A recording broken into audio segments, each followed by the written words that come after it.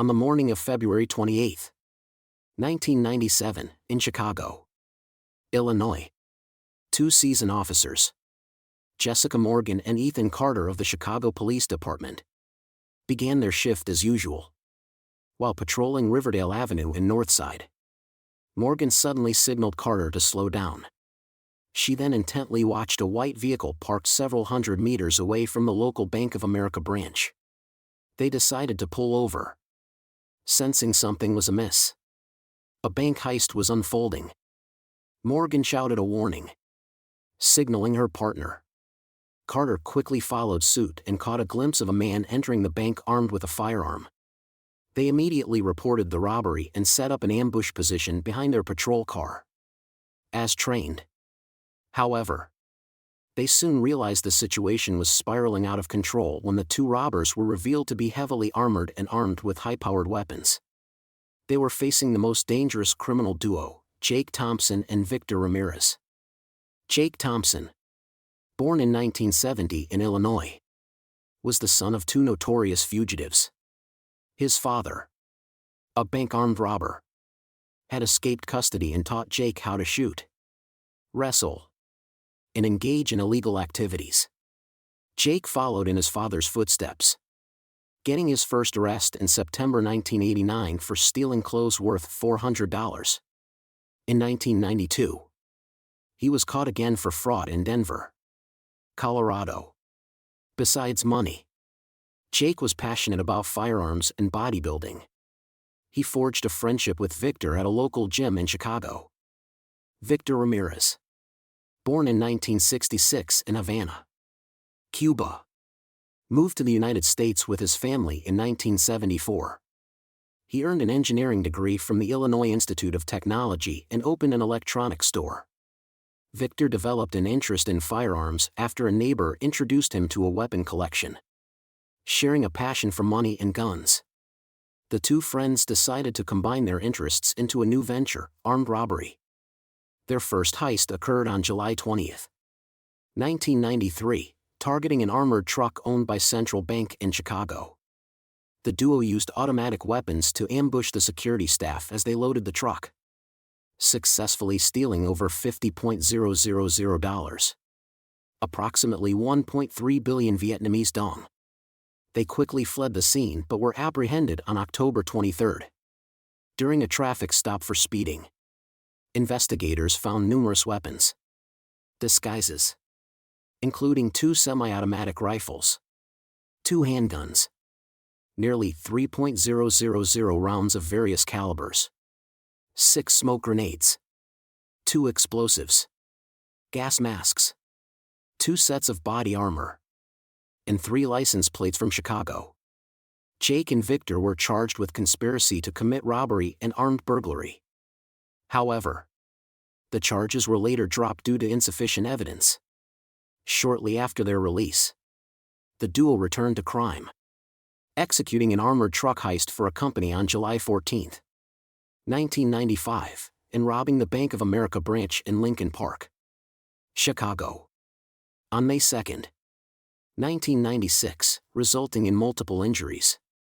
Both criminals meticulously prepared for their robberies, spending weeks scouting targets, ensuring no mistakes, and anticipating security measures. After months of planning, Jake and Victor arrived at the Bank of America branch at 384 Riverdale Avenue at 9:14 a.m. on February 28, 1997, in a stolen 1987 Ford Taurus. Surveillance cameras captured them sitting in the car, reviewing their plan one last time before taking a few tranquilizers to calm their nerves and relax their muscles. The two criminals donned balaclavas, revealing only their eyes, checked for any tailing, and wore heavy 18 kilograms body armor, armed with Beretta 92 handguns and AK-56 rifles. After loading their vehicle, the duo calmly approached the bank, forcing a passerby inside with them. Outside, Officers Morgan and Carter had called for backup while trying to find a strategic position to ambush the robbers once they fled, ensuring civilians evacuated the area. Inside, Jake and Victor fired 75 shots, plunging the bank into chaos. After ordering everyone to lie on the floor, Victor used his rifle to blast the armored door lock leading to the teller counter, forcing the assistant bank manager to unlock the vault and access the cash. However, the duo faced difficulties due to the Bank of America's security measures, which had reduced the available cash and split it into smaller bundles. Additionally, the armored truck's procedures had changed. Time was running out. The empty truck was a ploy to stall the robbers. On that day, Branch 384 had not received a large cash deposit, and the vault contained far less money than Jake and Victor had anticipated. Frustrated, Victor smashed a cash box. The assistant bank manager secured over $300,000, approximately 7.6 billion Vietnamese dong, for the robbers. He had also secretly placed 3 explosive dye packs in the money bags to render most of the stolen cash worthless. Meanwhile, Officers Morgan and Carter moved to block the southern approach to the bank's parking lot, hoping to intercept the robbers. Police began cordoning off the scene and evacuating the surrounding area. Seeing the police cars, Jake became aggressive, continuously checking his stopwatch. When Victor began loading the black money bags, Jake forced the hostages into the vault and started looking for an escape route. The police anticipated that the armed robbery would escalate into a hostage situation once the criminals realized they were surrounded. However, at 9:24 a.m., Jake chose a different path. He charged straight through the north entrance of the ATM area, confronting a patrol car just 60 meters away and opened fire, injuring 7 officers and 3 civilians. The duo engaged in a gunfight with the police from both the north and south directions. The officers were completely overwhelmed, as they were only equipped with basic automatic handguns and 12-gauge shotguns, unable to penetrate the heavy armor of the 2 robbers. Most of their handguns lacked sufficient range and accuracy at a distance. A few officers managed to acquire 5 AR-15 rifles from a nearby gun store to counter the robbers. However, leveraging their advantageous positions and utilizing barriers, the officers unleashed a barrage of bullets toward Jake. As Victor maneuvered the vehicle out, Jake was struck in his left wrist, causing his rifle to malfunction. Forced to discard it, he grabbed a 91 Hong Kong dollars from the trunk. Victor also sustained 4 gunshot wounds. 18 minutes after the initial gunfire, the SWAT team arrived at the scene, armed with AR-15 rifles and donning body armor. They used armored vans to transport injured civilians and officers. At 9:52 a.m., Jake veered east onto Ashwood Street, continuing his shootout with the police despite his severe injury. Meanwhile, Victor navigated the car through 3 sharp turns, swapping out 4 rifles and 1 handgun. Amid the chaos, Jake was shot in his right hand, causing him to drop his weapon. Realizing his inevitable fate, he picked up the gun, placed it under his chin, and took his own life. At 9:56 a.m., Victor attempted to hijack a Ford Tempo on the street but couldn't start it as the driver had activated the emergency brake before being forced out. He returned, took cover behind an old car, and engaged in a gunfight with the police for 2.5 minutes. After being shot in the leg, Victor surrendered. He was subdued and handcuffed by the officers but succumbed to his injuries before the ambulance could reach him approximately 70 minutes later. Reports indicated that Victor was hit by 29 bullets in his legs and died from excessive blood loss due to 2 gunshot wounds to his left thigh. Jake had sustained 11 bullet wounds, including self-inflicted gunshots. Most of the shootout, including Jake's death and Victor's surrender, was broadcast live via helicopter, involving over 300 law enforcement personnel. Law enforcement agencies from across the city participated in the shootout. By the time the firefight ceased, Jake and Victor had discharged approximately 1.100 rounds of ammunition, averaging 1 every 2 seconds, while the police fired around 650 rounds. In total, 12 police officers and 8 civilians were injured during the exchange. The North Hollywood shootout underscored the necessity for enhanced firepower among police forces, leading to the widespread adoption of automatic rifles for senior officers in the Los Angeles Police Department, LAPD, and nationwide. The inadequacy of standard handguns and short-barreled shotguns highlighted the need for more potent weaponry for patrol officers, not just specialized SWAT teams.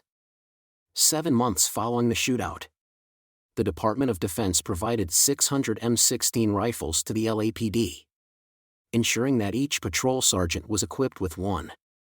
LAPD patrol vehicles were retrofitted with bulletproof doors and began carrying AR-15 rifles. Officers were also authorized to carry .45 ACP semi-automatic handguns as secondary weapons. In 1998, 18 LAPD officers received commendations and were honored in a ceremony with President Bill Clinton. The North Hollywood shootout was later dramatized in the 2003 film 44 Minutes, The North Hollywood Shootout.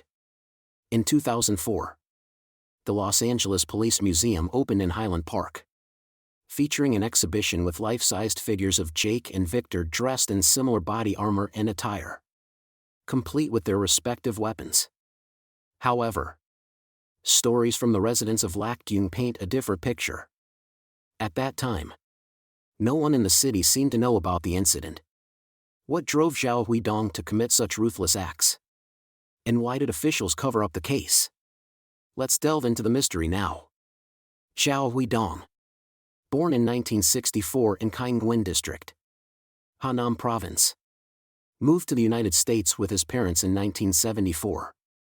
Growing up in Tich Shuyan Township, Nam Dung City, Zhao was the only son with 2 older sisters.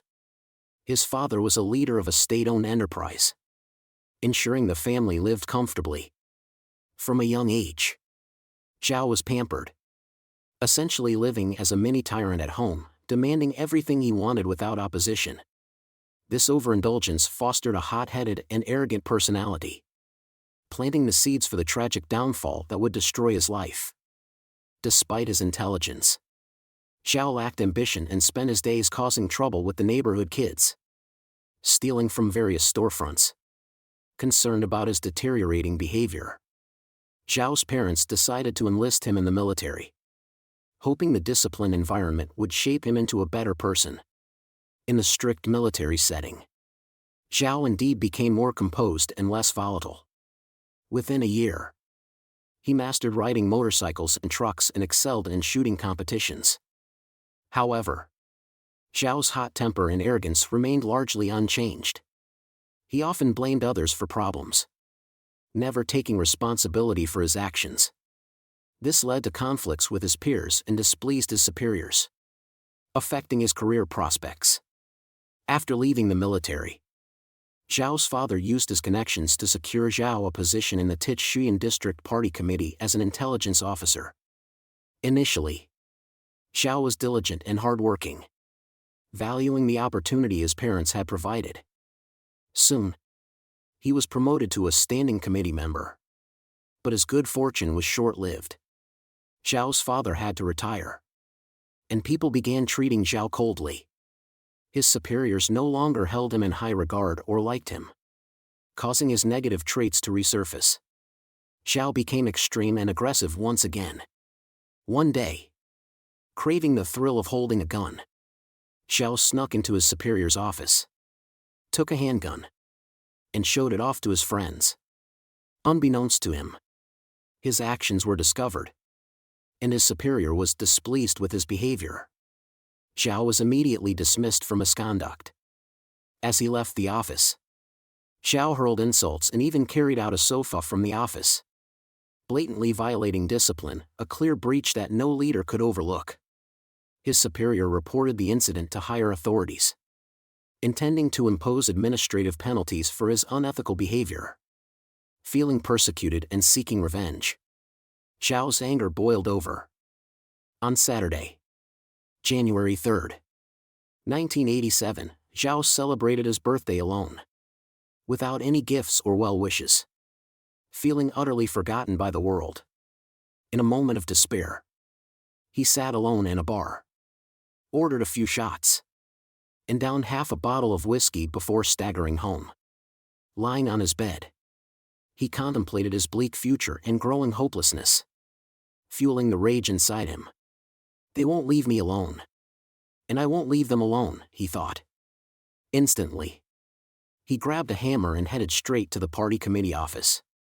At 1 a.m. on January 4th, Zhao violently entered his superior's bedroom, repeatedly striking the victim on the head with the hammer. He then stole a handgun and 90 bullets. Exiting the office, Zhao went on a rampage, shooting 4 security guards at the party committee gate, killing 3 and wounding 1. Not stopping there, he doused the party committee building with gasoline and set it ablaze before fleeing the scene. The Hanam Public Security Bureau was stunned, as they had never encountered such a case before. In the following 10 days, they mobilized tens of thousands of personnel from various departments and established hundreds of checkpoints to pursue Zhao. A special warrant was issued province-wide to prevent the killer from harming innocent people. Authorities ordered the military and police at all checkpoints to eliminate the murderer on the spot without attempting to apprehend him alive. Meanwhile, Zhao had escaped Tichuyan and was heading toward Lakdyung. Along the way, he shot and injured a farmer who had pointed him in the right direction. Upon receiving the news, the Provincial Public Security Bureau immediately ordered the Armed Police Division of Lakdyung City to set up roadblocks and strictly inspect all vehicles crossing the Hanha Highway Bridge. Lakdyung specialized in capturing criminals. Initially, a small armed team was stationed on both sides of the Hanha Bridge. Early on the morning of January 17th, criminal investigators from the Lakdyung Police Department were ordered to support, bringing the total to over 40 armed officers who set up checkpoints at both ends of the busy highway bridge. Around 1:15 p.m. on the 17th, a long-distance bus carrying Zhao Huidong approached the northern end of the bridge. However, most armed troops and police were away for lunch, leaving only 5 officers on duty. As the bus stopped, an officer responsible for identification immediately recognized Zhao.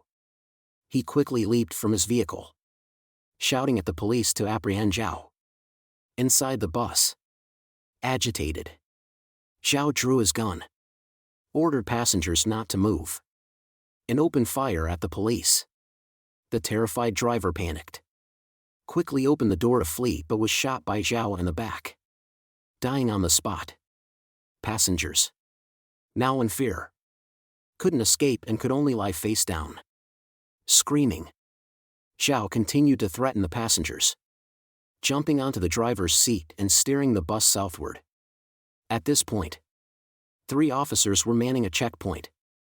As the bus neared, Zhao pointed his gun out the window and fired.